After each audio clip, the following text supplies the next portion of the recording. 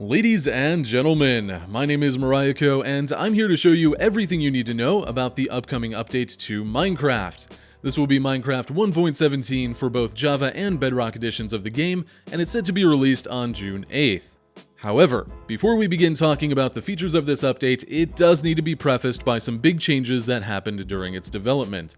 You may have seen this update first announced at the previous Minecon Live event, or followed some of the earlier development versions of the game, but recently it was decided to essentially split the update into two halves. Basically, the update has a lot of changes that were kind of difficult to get right, and rather than releasing something that was half finished or postponing the entire update, they decided to just move some of the bigger changes back to 1.18.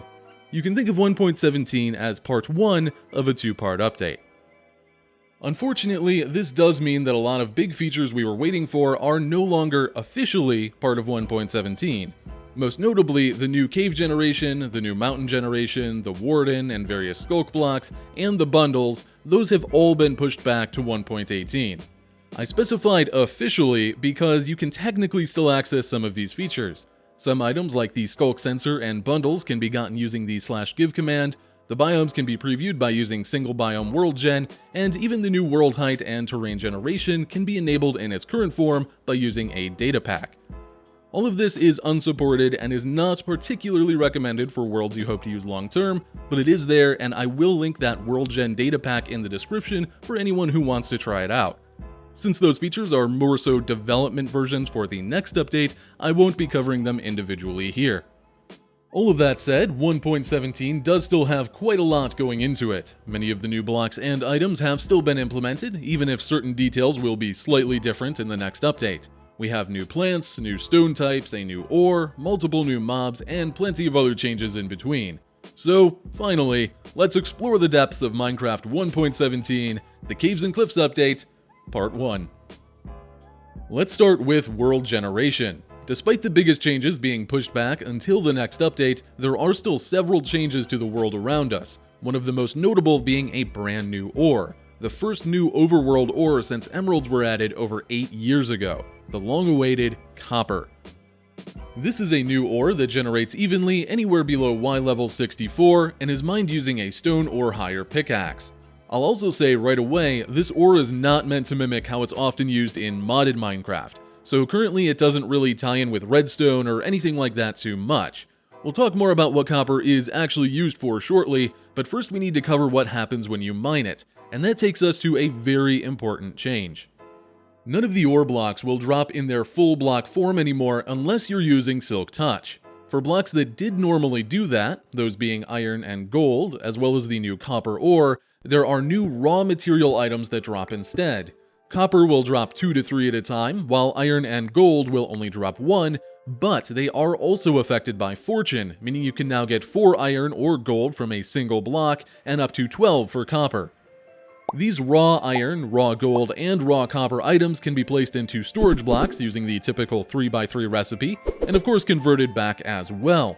These are also now what you must smelt in order to get the ingots from each of these ores, though you can still smelt the block forms as well. These new items are just a little more convenient.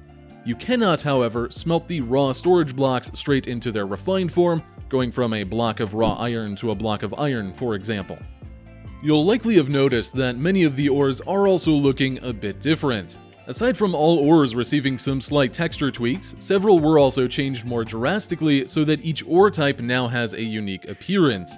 This was mostly done to make the ore more easily identifiable, especially for those who are visually impaired. Diamond was left pretty similar to its original texture, being the most iconic of the ores, while the rest that shared that similar design were each given more unique patterns. There were also some changes to things we can stumble across underground, such as mineshafts now generating with supports depending on their surroundings. They can generate either with log pillars, which will support them if they are closer to the floor, or chains connected to the ceiling if that's closer. There's also a brand new structure that you can find underground, the Amethyst Geode. This is a gigantic geode built in layers similar to those we have in real life, and you'll find it relatively commonly throughout the depths of your world. They're a bit more common the lower you go, but they can also generate high enough to poke out of the surface as well. These Amethyst Geodes will often generate with a crack in them, allowing you to see the bright purple crystals that form the inside, though there is a small chance of this not happening, or the crack can also be blocked off, meaning you will have to mine to get inside. Even then, it should be pretty apparent when you find one, as all of the blocks in the Amethyst Geode are new additions to the game. There are 3 layers to the Amethyst Geode. The outer layer is made of a block called Smooth Basalt. As you may imagine, this is a slightly more refined version of the regular basalt that was added in 1.16. It can be mined using any type of pickaxe, and you can also craft this block by smelting regular basalt from the nether. Unfortunately, it is only a single block that has no crafting recipes so far, but more dark blocks are always useful. The second layer of the Amethyst Geode is Calcite, a new white stone-type block that can only be obtained from these geodes. Thankfully, you get quite a decent amount from each geode, depending on how lucky you are with their sizes. In my experience, you'll get anywhere from 4 stacks to upwards of 15 stacks of calcite per geode that you fully mine out. This is a fantastic looking block, though unfortunately it again doesn't have any recipes for things like stairs, slabs, or walls. Hopefully we see that change with 1.18. Finally, we reach the core of the geode, a hollow sphere made of a variety of amethyst blocks. The most common is the block of amethyst, a solid, crystalline block of purple gems. Currently, this block is only really used for decoration, but along with all of the other amethyst blocks, it could find some use in very niche applications based on its sounds. The amethyst blocks have some lovely chime-like sounds for things like placing and breaking the blocks,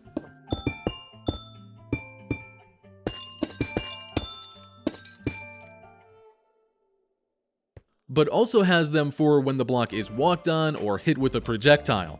These sounds are rather quiet and subtle, but they're great if you really want to give that tiny bit of extra detail to an area that's meant to feel magical.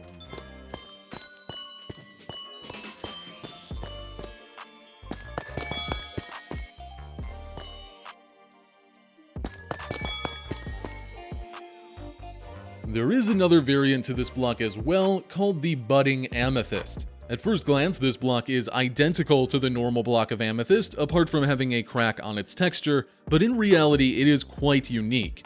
This is a block that cannot be mined, picked up, or moved in any way without destroying it in the process. They can only ever be found and utilized in the exact spot they generated naturally within the Amethyst Geode. The purpose of the Budding Amethyst is, essentially, farming. A budding amethyst block will, very slowly over time, start to grow crystals out of it. These crystals will grow in 4 different stages, the first 3 being small, medium, and large amethyst buds, and the final being the fully formed amethyst cluster. All 4 of them can be picked up using Silk Touch if you want to use the crystals themselves as decoration, and they'll even give off a small amount of light, 1, 2, 4, or 5 depending on the size of the crystal. However, if you let them grow to their final stage, you can also break the amethyst cluster to get amethyst shards. If you break them without a pickaxe, you will get 2, including if you break them automatically using pistons. Using a pickaxe will instead get you 4, and this of course can be increased with the fortune enchantment, yielding up to a maximum of 16 shards if you're particularly lucky with fortune 3. These amethyst shards can be used to craft amethyst blocks by placing them in a 2x2 pattern in a crafting grid, but they're also used to craft 2 other brand new additions. The first is Tinted Glass. If you've played much modded Minecraft, this will likely feel familiar to you. It is a type of glass that does not let light through. It is still treated as a transparent block by the game, so it won't cause suffocation damage, for example, but if you want to be able to see into an area without letting light in, this is now the best way to do it. By far, the easiest example of this will be for mob farms, whether natural generation or from a spawner. To craft tinted glass, you place 1 regular glass block in the middle of a crafting table and surround that with 4 amethyst shards. This will give you 2 tinted glass per craft. The other use for amethyst shards is the Spyglass, a new item that lets you zoom in to get a better view across large distances. What this is actually doing is changing your field of view down to 1/10 of your current setting, which means the FOV that you play at does actually slightly impact how far in the zoom goes. Since your field of view can be anywhere between 30 and 120, you can get a zoomed in FOV of 3 to 12 degrees, and the difference between these is actually pretty significant at those low numbers. It does also give a thematic little overlay while using it, but that display is hidden along with your UI by pressing F1 if you wanted to get a better view or get a good screenshot. Do be aware while using it that you will move slower than normal, and if you for some reason are using it continuously for a very long time, over a minute, it will close out automatically. If you want to craft one for yourself, you'll need to go to a crafting table, place 2 copper ingots on top of each other, and 1 amethyst shard on top of that. Since we're finally on the topic of using copper ingots, let's go ahead and talk about the block of copper. As you may have guessed when we covered the new copper ore and ingots, there is of course a storage block form for them as well. Following the usual pattern of filling a 3x3 with copper ingots, you will get a block of copper.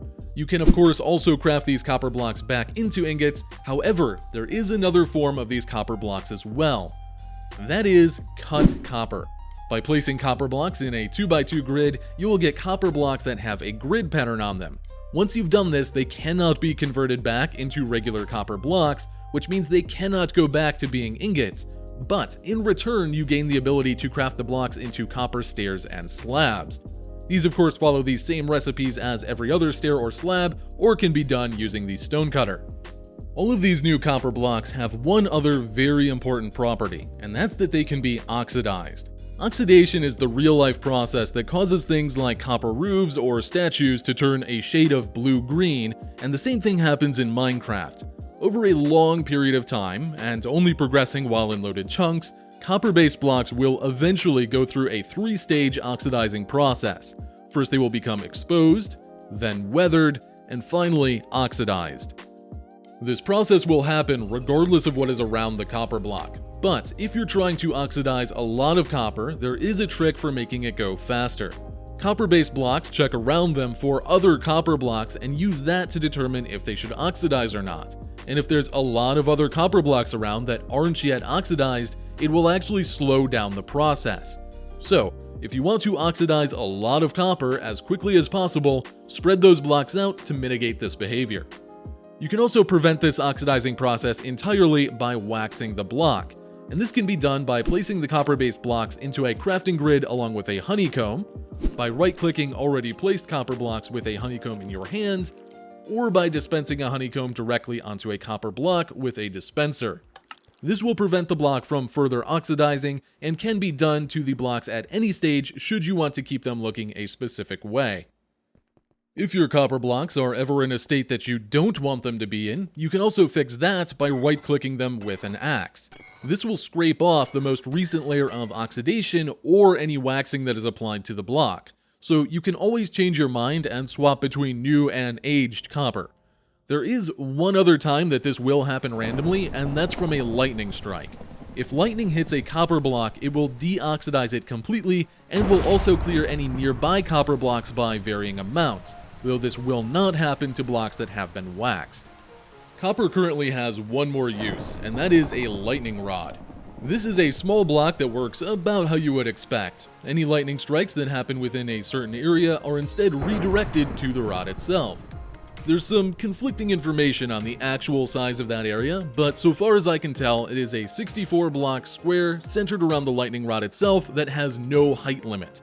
It does need a clear line to the sky though. If anything is placed above the rod itself, it will not work. And you can tell when this is the case if the lightning rod stops emitting particles during a storm. When the lightning rod is struck, it will briefly turn white, while also emitting a full-strength redstone signal that can be pulled either from the rod itself or a solid block directly beneath it, meaning this can, of course, be used for some interesting contraptions that are triggered by storms. I do want to stress that it is still possible for lightning to cause fires even when redirected to a lightning rod.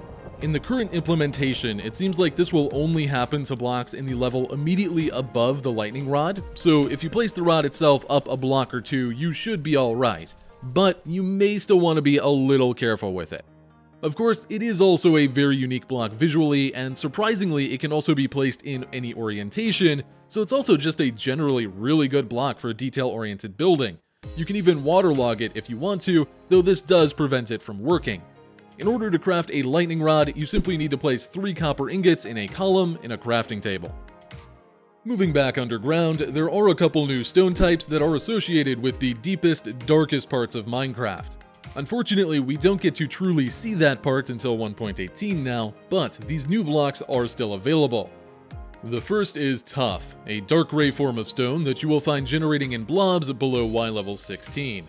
Currently, that's pretty much all there is to say about it. It's another shade in our gray, stone-like color palettes, and it can't be crafted into anything currently. It will be a little more prominent when we get the deeper cave generation in 1.18, but for now, that about sums it up. The second one is a little more interesting, and that is Deepslate. Deepslate is meant to be a counterpart to regular stone, and in 1.18 it will play a significant role in the deeper cave systems. For right now, it will simply generate in blobs below Y level 16, but it still brings some cool stuff with it.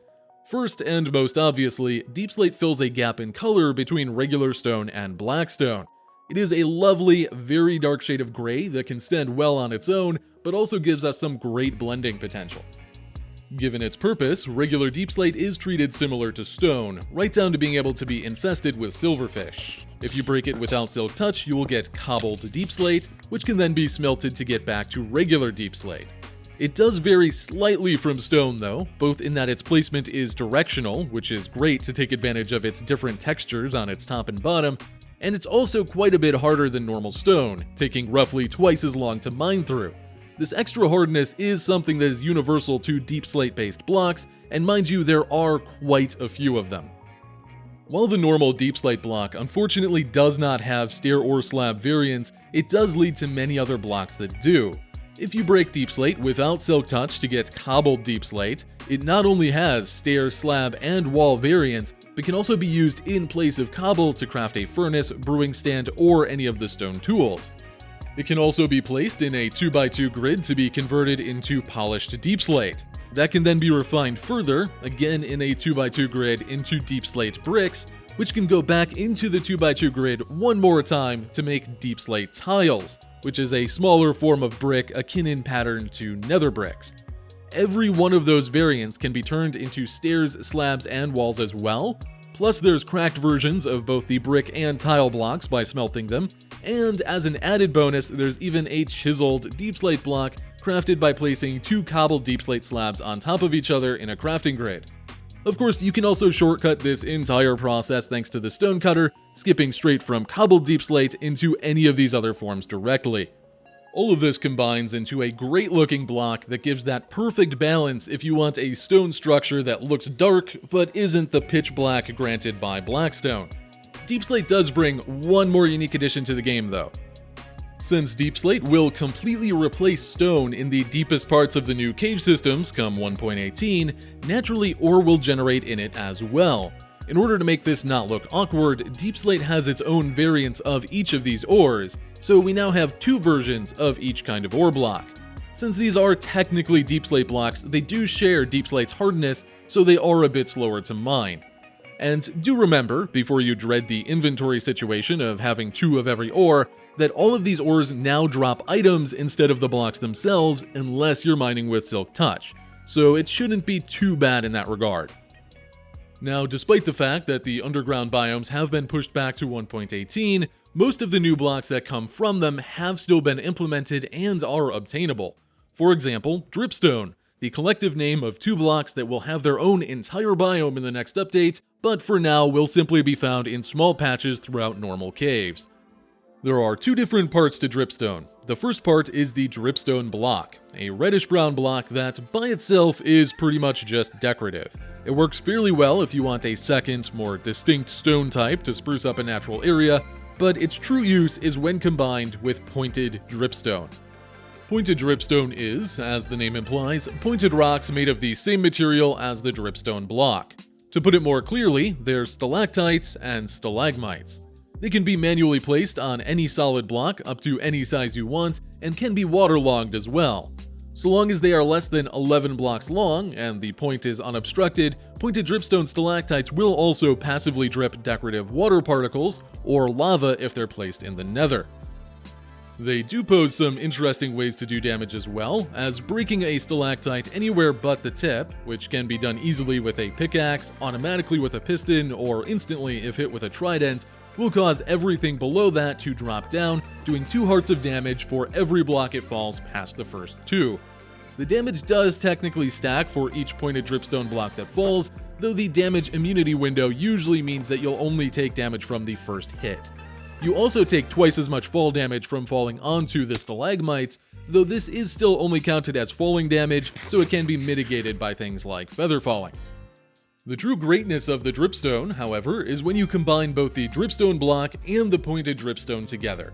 If a pointed dripstone is hanging from a dripstone block that has water on top of it, that pointed dripstone will slowly grow downwards, up to 11 blocks long.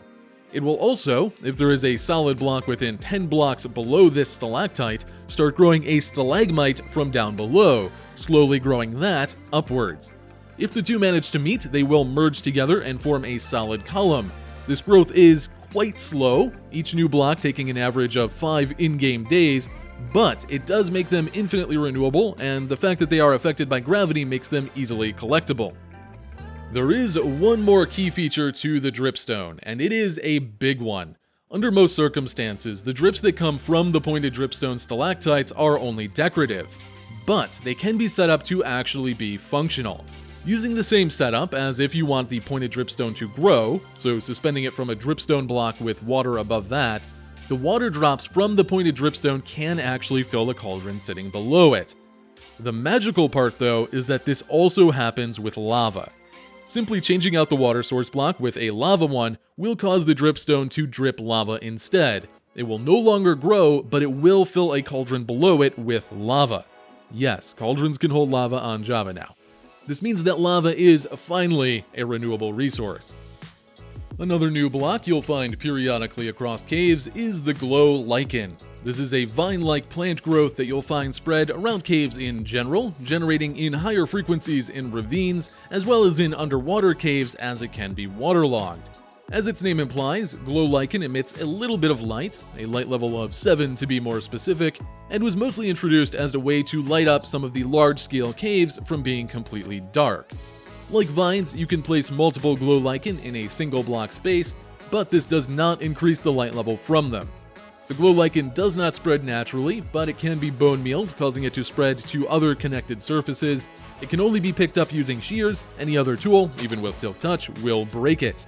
It can also be composted with a 50% chance of increasing the compost level. Do note that, despite these similarities to vines, the glow lichen always needs to be against a solid block, and it cannot be climbed. Next we have glowberries. This is a new food source vaguely similar to the sweet berries, including being a second way to trigger breeding in foxes. They restore 2 hunger, which is 1 haunch, give a very low 0.4 saturation, and only have a 30% chance of successfully composting. So generally, as a food source or a crop, they're more of an emergency source than anything else. Not particularly impressive so far, but the glowberries do also have a plant form, and this is where they get pretty cool. By right-clicking on the bottom of a solid block with a glowberry, you will create a cave vine. These lovely-looking vine blocks cannot be collected directly no matter what tool you use. You can only plant them or extend them by using more glowberries. Similar to vines, they can be climbed. Similar to kelp, they grow to a set length between 2 and 25 blocks long, randomly determined by the first block.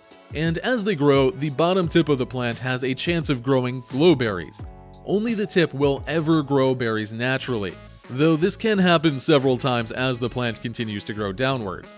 More likely, if you want more berries, you will simply bone meal the existing vines to trigger their growth there, and then simply right-click the berries to collect them.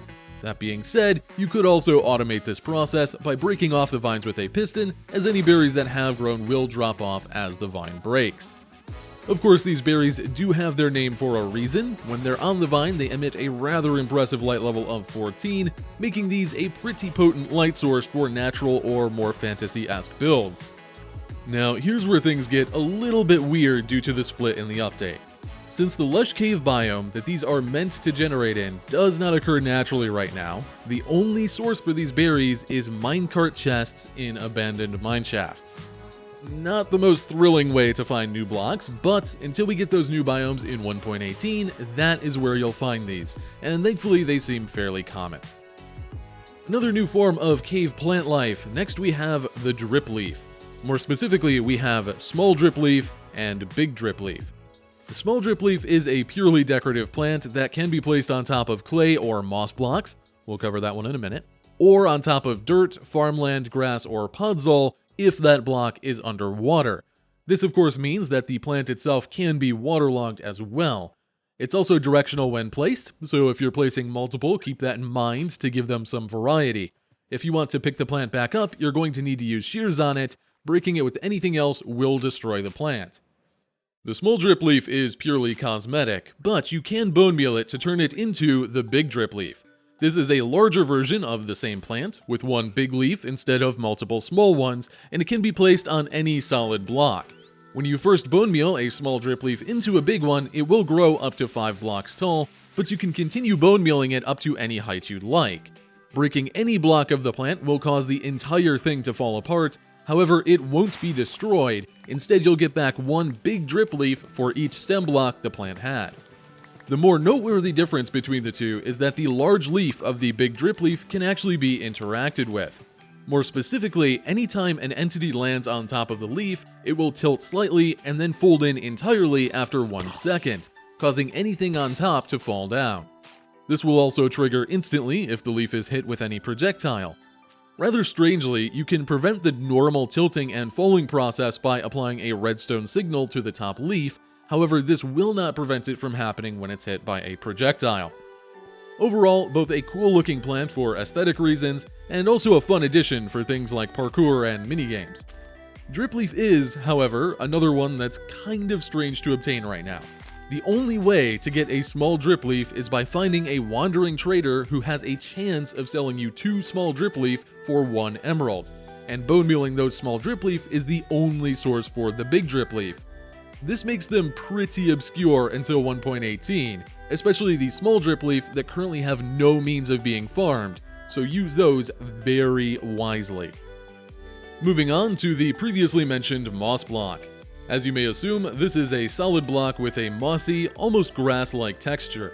In certain biomes like plains or forest, it actually matches the grass color fairly well and could be used to add some variety to the ground or even replace grass blocks on slopes to make it look like a solid grass hill, though it doesn't work quite so well in biomes with more unique grass colors.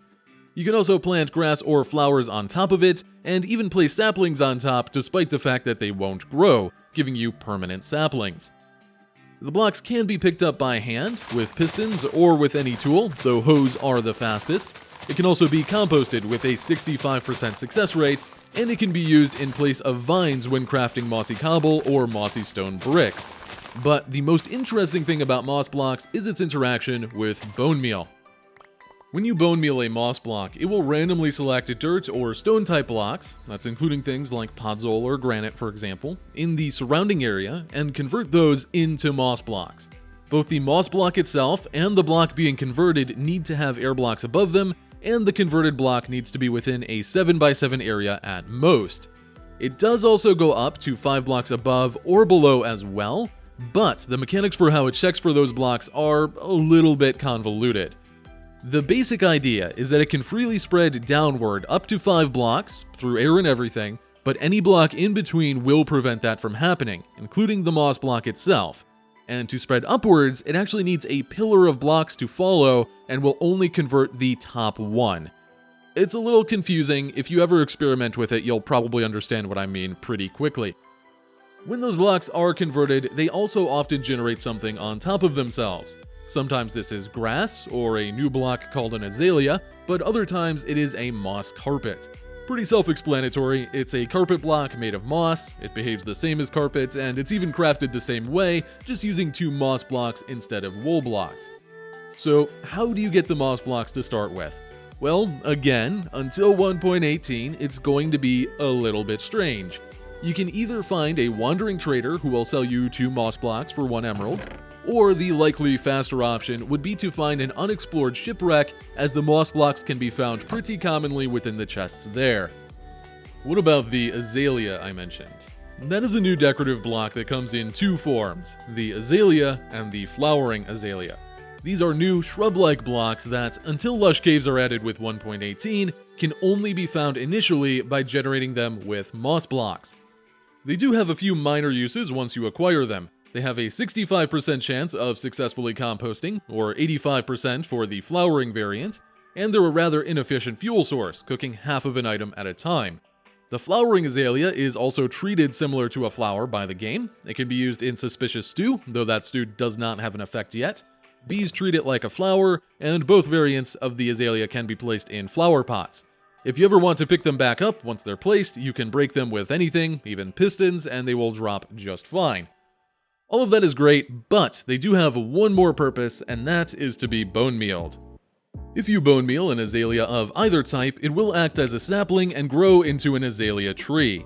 Right away, I will say that these unfortunately do not bring a new wood type. Hopefully that is something they're still considering for 1.18, but for right now, the wood of the tree is just oak. The tree does have a slightly different shape to it, and its own unique leaves that come in two forms, flowering or not. These leaves are similar to birch or spruce in that they retain their color regardless of biome. Once you've grown one of these trees, you're pretty much set on azaleas, as the leaves do drop both versions of the azalea, same as any other tree drops their saplings. There is one more layer to this progressive puzzle of obtaining blocks though. After finding moss, generating an azalea, and growing a tree from it, underneath it you will be gifted a single block of a new type of dirt. That new dirt type is rooted dirt. A dirt block that has some vaguely root-like patterns across it that replaces the dirt block underneath an azalea tree when it grows. This is technically another thing you can get from a wandering trader, but you're likely going to be better off getting it yourself. I will say, however, if you want to utilize this block in large quantities, you may want to hold off until 1.18. Currently, you will only get a single block of this per azalea tree you grow, which is quite a hassle. In 1.18, there will be naturally generated azalea trees, and those have huge networks of rooted dirt beneath them that will make collecting stacks of it substantially easier. Functionally, this block is mostly similar to coarse dirt in that it can't be overtaken by grass or mycelium, it can be turned into regular dirt by using a hoe on it, and it can be turned into a path block with a shovel. It does, however, have one unique purpose, and that is to grow hanging roots. By bone mealing a rooted dirt block that has air underneath it, that block will sprout some, well, hanging roots. Other than the potential for being composted at a 30% success rate, this is a purely cosmetic block. If you want to collect some of it to make sure your underground areas are a little more interesting, you will need to use shears to do so. Using anything else will simply break the block. There is one final new plant to cover, however, this one isn't technically available in normal worlds yet. That is the Spore Blossom. The Spore Blossom is a large pink flower that can be placed on the bottom of any solid block and will generate a variety of green particles, some falling directly from the flower itself, others slowly wandering in a large radius around the flower. It looks pretty cool, but so far it doesn't serve any other purpose, and currently it is available exclusively through commands or the creative inventory. Let's take a break from the blocks meant for the deepest parts of the world for a moment, and instead go up to something meant for the highest.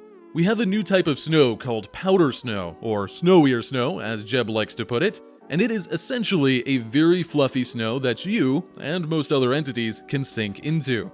If you end up covered in powder snow, you won't suffocate, but your movement will slow, a vignette of ice will slowly surround your screen, eventually your hearts will turn a frosty shade of blue and start slowly ticking down as your character shivers and freezes to death. Getting out of this snow while freezing will instantly stop the damage, but you will still move slower until the vignette of ice gradually fades away. This damage does apply to most other mobs, except for the snow-based ones like snow golems, polar bears, and strays, as well as the wither. Unless they get stuck inside, it's also very unlikely to damage particularly lightweight mobs like rabbits, foxes, silverfish, or endermites, as they can freely walk on top of it. Fire-based mobs like magma cubes, blazes, and striders aren't so lucky, as they will actually take extra freezing damage. There is one unique exception to these rules, and that is skeletons, who instead of freezing will actually turn into strays.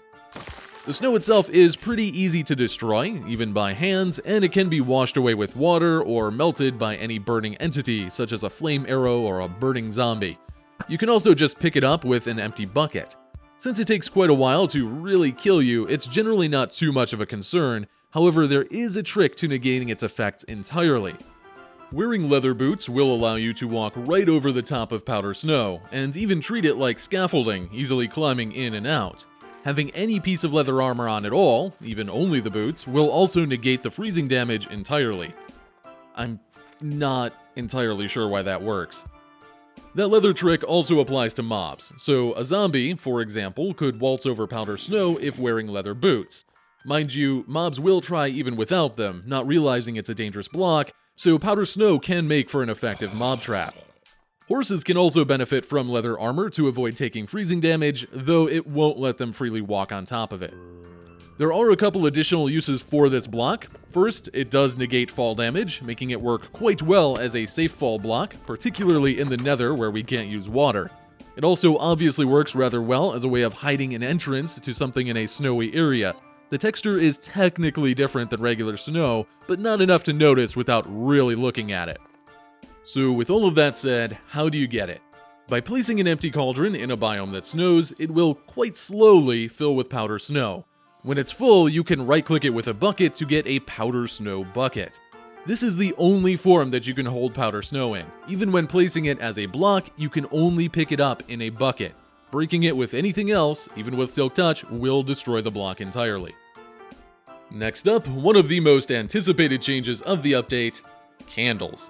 The community has seemed quite hype about this little addition, and with good reason. They're not only a new light source, but a fantastic detail block that is extremely versatile. The candle is a new light source that functions similar to the sea pickle. You can place up to 4 candles per block, so long as they are all the same color, and the light level increases by 3 for each one that you add, for a maximum light level of 12. Since the candle can be dyed, there is, combined with the base color, a total of 17 different colors available. The sheer variety of things the candle can be used in is immense. The unique shape and variety of colors is amazing for detail building. They can be waterlogged, though obviously not lit at the same time outside of commands. You can light them via projectiles, so you can make something like a mini-game out of them. They will remain floating if you break the block beneath them, if you want a Harry Potter vibe. You can even place one on top of a cake. How adorable is that?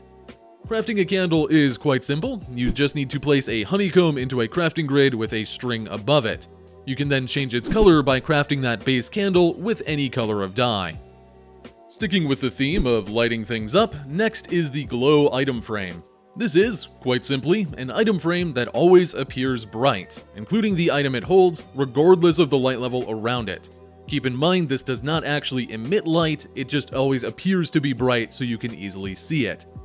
It's a nice addition if you need to make something easily visible in an otherwise dark area. The most common use will most likely be making your placed maps very vibrant and visible, and there's also a ton of potential for unique map art with this. Like the regular item frame, it can also be made invisible with commands, and any item inside of the item frame will still show with the glow effect. Crafting a glow item frame is quite simple. You just need to place a normal item frame in a crafting grid along with a glow ink sac. We'll talk about that second material shortly. Quite similarly, signs also have a new option for glowing text. Much like the glow item frame, this does not emit light or anything like that. It is purely a visual change to make it easier to read signs in dark areas, or maybe you just like the look of them in general. There is some potential for clever uses with this one as well. In order to get this effect, you just have to right-click a sign with a glow ink sac, again, we'll cover that shortly, and you can remove the glow effect by right-clicking the sign with a regular ink sac. Sticking with the light theme, there is a change that does not impact survival gameplay, but it is still a big one. That is the light block. This is an item that you can only get by using the /give command. The item then allows you to place down invisible light sources. They will have a visible icon when you're holding the light item, and when doing so you can right-click these light sources to increment their light level by 1, cycling from 0 up to 15. While holding a light item, you can also pick a light block in order to copy its specific light level, which will be reflected in both the number on the icon and in its appearance. These light sources are still a block in the world, so if a player can place a block in the same spot, they can actually destroy the light source. These light sources can be waterlogged though, so it can be used to light up underwater areas as well. On the Bedrock Edition, it can also be interacted with by the world, as in moved by pistons, whereas on Java, it's treated as an immovable block in those cases. For creative builders or map makers, particularly those working on larger scale builds, This is a huge deal. I'm still hoping the day comes where we see something like this, or at least something with this kind of potential in survival. It's an absolute game changer for big builds. A couple other changes to existing blocks I would like to mention briefly. Grass path blocks have been renamed to dirt path blocks and can now be made using a shovel on dirt, coarse dirt, mycelium, podzol, or rooted dirt blocks, as well as grass. You no longer need to specifically place grass just to make a path block. Rails also had a small but fairly significant change in that they can now be waterlogged and are still functional while they are, though minecarts do move more slowly through water. This means that you can have completely underwater rails without any covering and they'll work just fine. Consequently, this does also mean that water will no longer wash away rails. Now let's take a look at the new mobs coming with 1.17, starting with the Glow Squid. This was the winner of the Minecraft Live vote last year, inspired by the same mob from the Minecraft Earth mobile game. The overall behavior and mechanics of the Glow Squid is nearly identical to the regular squid. The most obvious difference between the two is the Glow Squid's luminescent appearance and the star-like particles they emit, making them quite visible.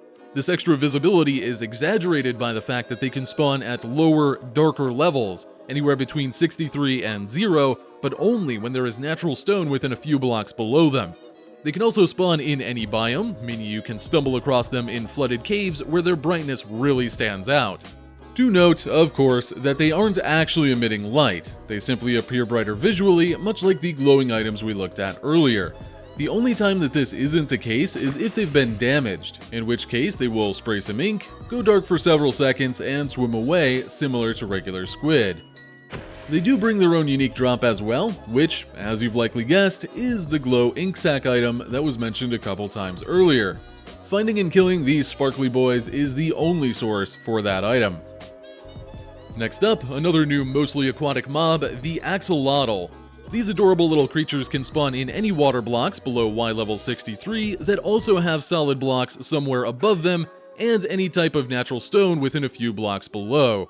In other words, they predominantly will spawn in caves, but you will occasionally see them sneak out into the ocean as well.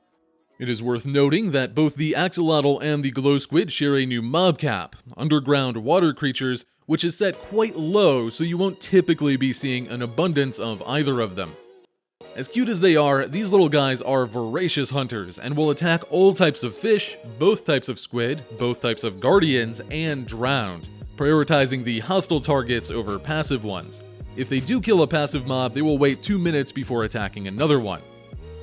With 14 health, or 7 hearts worth, and dealing 2 damage when attacking, they aren't the most robust of fighters, but they also have some tricks to balance that out. They have a chance when hit to play dead and gain a regeneration effect for several seconds, during which time other mobs will ignore them. The Axolotl's fighting abilities don't only benefit them though, you can take advantage of this as well. You can put a lead on them and drag them along on your adventures, and not only does this mean they will fight underwater hostile mobs with you, but if you manage to kill a hostile mob that the Axolotl was also targeting, they will give you a regeneration effect and remove mining fatigue if you have it. Obviously, this makes them great companions for taking down an ocean monument. Do be careful when transporting axolotls via leads though, as while they can go on dry land just fine, they cannot stay there for long. After 5 minutes of not being in water, axolotls will start taking damage and can die if not taken to water blocks. This won't happen if it's raining at the time, but if you need to cross land, it's probably better to pick them up in buckets. This works just like with tropical fish, you simply right-click to scoop them up and you can carry them wherever you want. This will also prevent them from despawning after you release them again, as they normally do despawn when out of range of the player. While you can't actually tame an axolotl, you can breed them together by feeding 2 of them using buckets of tropical fish. It does need to be buckets, not caught fish items. Axolotls are very particular about their food being fresh. The baby axolotl will almost always take on the color of one of its parents, except in very rare cases, and that takes us to the colors of the axolotl. There are 5 different colors that you can find: brown, gold, cyan, pink, and blue. The first 4 are all equally common and are based on real-life colorations of axolotls. Blue is a little bit different. That was actually a suggestion on Reddit by a user named Dark Ice Flame, and is actually a reference to the Pokemon Mudkip. As a result, that one is particularly rare, with a 1 in 1200 chance of spawning naturally or anytime you breed 2 Axolotl together. If you manage to find one, you can get more of that color via breeding pretty easily, so be sure to keep an eye out for them. And no, Axolotls don't drop anything. Not that you're some kind of horrible monster of a person who would actually do such a thing. Finally, stepping back out of the water, the final new mob of 1.17 is the goat. Goats are a new neutral mob that spawns in small groups in mountain biomes. Despite not technically being passive, in many ways they're akin to passive mobs like cows. They have 10 health, they're lured and bred using wheat, they can even be milked just like cows, though unfortunately it still just gives a bucket of milk instead of a specific goat milk item. They do have plenty of unique behavior though. For example, they can leap through the air, either to jump over a gap or to reach a higher part of the terrain. They jump up to 10 blocks high in order to do this, and they take 10 less fall damage than normal to avoid being hurt in the process, though they can only do so once every 30 to 60 seconds. They also rather like to ram things. Goats will periodically check the other entities around them, and if a player or another mob, except for other goats or shulkers, haven't moved since the last check, the goat will ram them from up to 16 blocks away. After a brief charging animation and a frequently comical sound, they will run in and give their target a bop. The damage itself from this is relatively low, but it does have quite a bit of knockback, and given this will most often happen on mountains, it can be pretty dangerous. Do note that they only ram things as a result of noticing entities not moving. If you attack a goat, they will simply run away like passive mobs do. Typically, the checks for when to ram things are pretty infrequent, anywhere between 30 and 300 seconds, so it shouldn't happen all that often. However, some goats are less friendly. 2% of goats will be screaming goats. This variant runs its ramming check every 5 to 15 seconds, which is quite a substantial difference. They also have some unique sound effects. Oh boy, do they ever.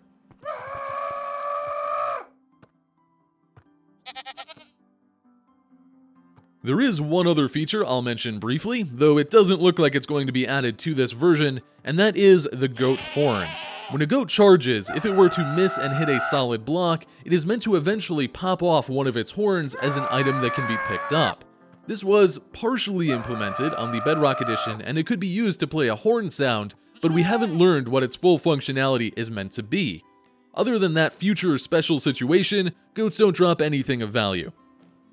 There is one change to existing mobs that I do want to make a point of highlighting, as it is a rather interesting one, though so far it seems exclusive to the Java edition. Shulkers have a new feature that has potential for making them pretty farmable. The basic idea is that if a Shulker's projectile manages to hit a Shulker while it's opened up, there is a chance of a new Shulker spawning. This chance is decreased by 20% for each additional Shulker within an 8-block area. So theoretically, if you can cause Shulkers to hit each other to generate new ones, and move those Shulkers away from each other afterwards, you could infinitely create Shulkers. I have seen a few different ways people have approached this concept since it was added to the snapshots, some of which being fairly successful at the time, though things have shifted a little bit over the snapshots with various changes. We'll likely be seeing how practical this really is once the update is fully released. Moving on, let's talk about advancements. First, a couple minor changes to existing advancements. A balanced diet now requires you to eat glowberries, and 2x2 now requires you to breed 2 axolotls together. There are also 11 brand new advancements.